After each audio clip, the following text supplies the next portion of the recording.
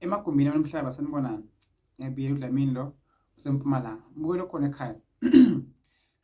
Into ehlelwe idlozi noNkulunkulu ngawe. Akekho mbukelo khona ekhaya oyoke ayivimbe. Futhi ayekho umuntu oyoke ayishintshe mbukelo khona ekhaya. Lapho idlozi selivule khona, ekho umuntu ongavala. Lapho uNkulunkulu avule khona ekho umuntu ongavala. Mbukelo khona ekhaya. Themba idlozi lakho, themba uNkulunkulu wakho. Izinto zizokwenzeka mbukelo khona ekhaya.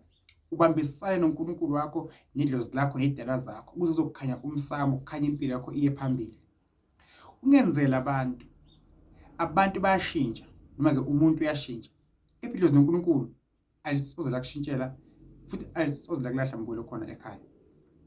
Zonke into zonoma zikhaya mbukelo bakhona emakhaya. uDlamini lo umthandazo eMpumalanga uthi kuye doors are open, iminyango mayivuleke phezu kweimpilo zenu. Makhambe kahle.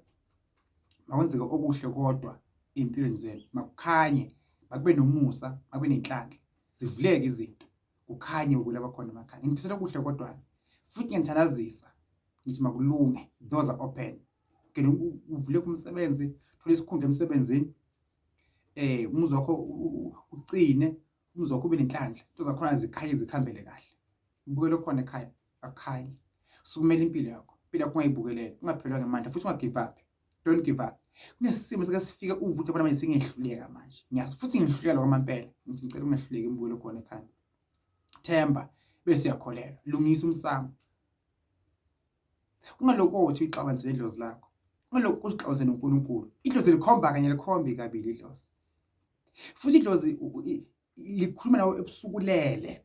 Lithi kuzoba nje ungasho ukuthi leni ngobani ngoba ngeke uyithole leyo mpendulo leyo. Mbukelo khona ekhaya makulunga into zakho. Kholelwa uyathemba idlozi lakho.